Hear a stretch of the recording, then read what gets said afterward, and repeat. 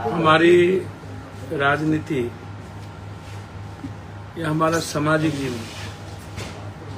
या मेरा पारिवारिक जीवन और व्यक्तिगत जीवन कंप्लीट रूप से जाति विहीन परिवार के रूप में, धर्म वर्ग विहीन परिवार के रूप में जाना जाता है। मेरा व्यक्तिगत आचरण, व्यक्तिगत चिंतन, व्यक्तिगत चरित्र, व्यक्तिगत विचार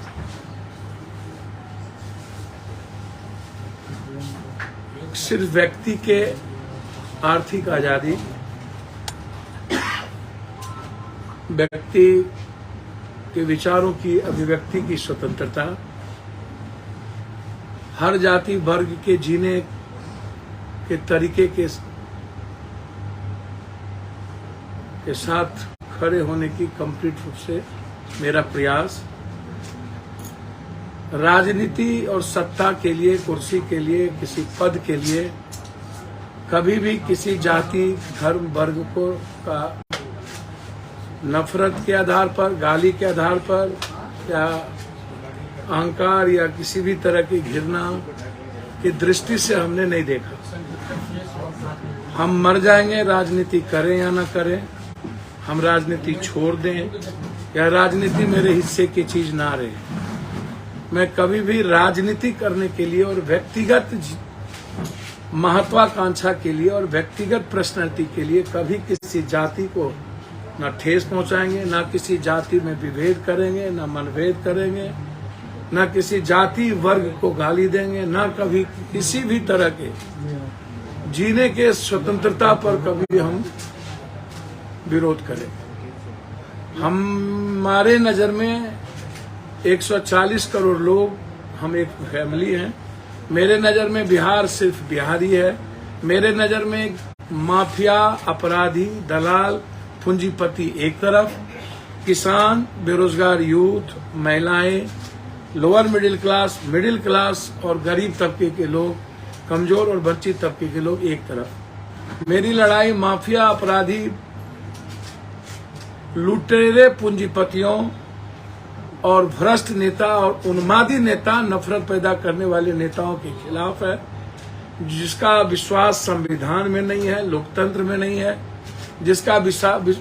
विश्वास किसी ईश्वर में नहीं है, जिसका विश्वास सिर्फ एन केन प्रकार इंसानियत का कत्ल करके, खत्म करके, समाज का कत्ल करके सिर्फ राजनीति और सत्ता हथियाने का है। इसीलिए मैं शुरू से ही, चाहे वो कोसी, सीमांचल, मिथिलांचल, जहां से मेरी राजनीति की शुरुआत हुई और फिर बिहार के परिप्रेक्ष्य से लेकर देश, सदन से सड़क तक, 90 के पहले की राजनीति, 83 के मुखिया से लेकर अभी तक, लगातार हमने हमेशा हमारा प्रयास रहा है कि इस देश के और इस बिहार की आर्थिक उन्नति, इस बिहार का कंप्लीट रूप से जो सबसे बड़ा वर्ग समूह है, किसानों का, मजदूरों का, महिलाओं का और युवाओं के, बेरोजगारों का, उसके जीवन का प्रगति, उसको बदलना, उसमें कभी भी कोई कंप्रोमाइज हमने नहीं किया। न आगे हम दुनिया में कभी कोई कंप्रोमाइज ऐसी राजनीति करने के लिए करेंगे। इसीलिए जो मिजाज बिहार का है और जिस तरीके की राजनीति अभी चल रही है, कंप्लीट रूप से नफरत का, कंप्लीट रूप से गलत तरीके का, गाली गलौज का, कंप्लीट रूप से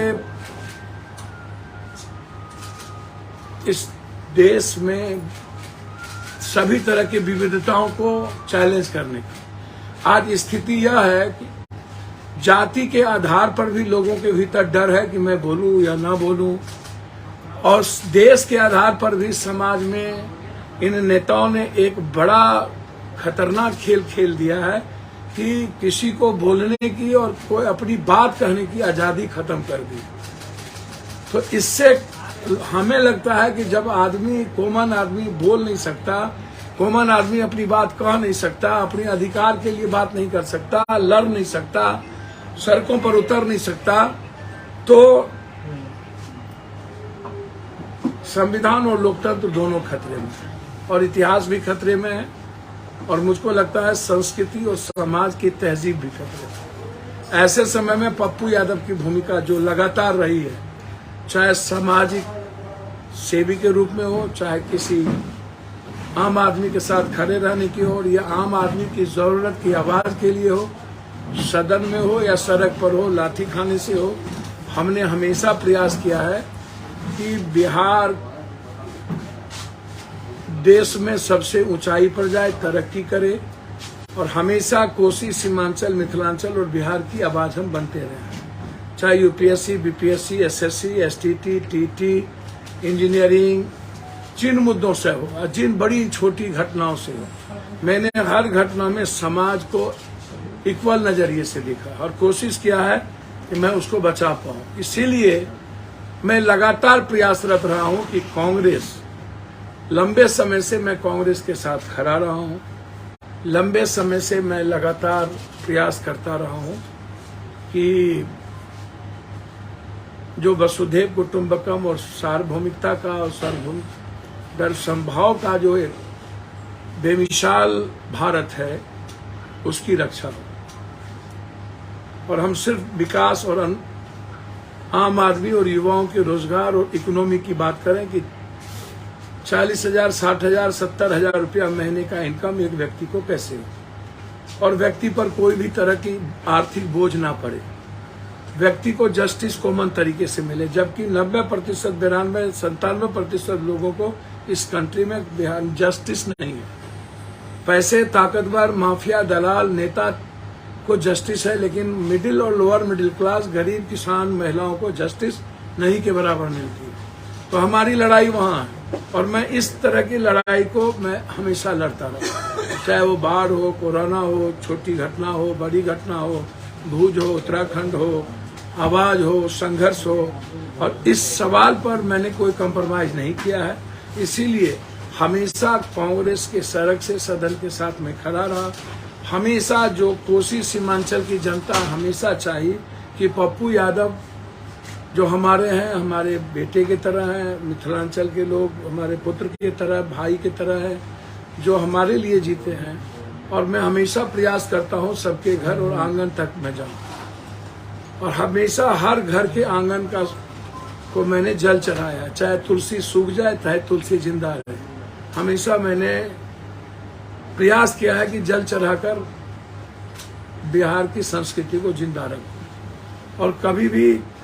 न्याय में किसी को कमी ना हो। आर्थिक रूप से हर घर की मदद करने का प्रयास किया हूं। कोई ऐसा पीड़ित घर नहीं है जहां आर्थिक मदद नहीं किया, लेकिन इसके बावजूद भी एक पहल है हिंदी पट्टी इलाके में। देश के नेता अलग अलग, आज महागठबंधन की और एनडीए की बहुत बड़ी बैठक हो रही है।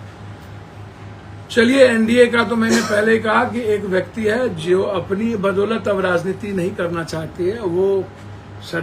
वो पवार हो, अजीत पवार हो, कहीं पर पटेल हो, कहीं मणिपुर हो, कहीं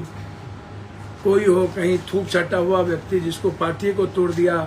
भगा दिया, कुशवाहा जी हो, चाहे चिराग जी हो, चाहे जिनका हो। चलिए, उन्होंने एक प्रयास तो शुरू किया। 24 में चुनाव जीतने के लिए नेक टू नेक एनडीए ने जिस तरीके से लगातार, चाहे यूपी में निषाद का मामला हो, चाहे पटेल का मामला हो, चाहे यहाँ मांझी जी का मामला हो, चाहे किसी अन्य का मामला हो, हर मामले में एक कदम प्रयास करने का सीट टू सीट एनडीए ने कोशिश की। मैं हमेशा, चाहे दंगा का मामला हो और जब भी महागठबंधन पर हमला हुआ, तो पप्पू यादव एक ऐसा छोटा आदमी है, मैंने हमेशा एनडीए और पीएम और बीजेपी पर सबसे ज्यादा हमला करने की कोशिश हमने की, उसकी गलतियों के खिलाफ। आप मेरा ट्विटर्स देख लें, मैं पुलवामा हुआ 15 को ट्वीट किया करवाया गया, गोधरा हुआ मैंने तब ट्वीट किया करवाया गया,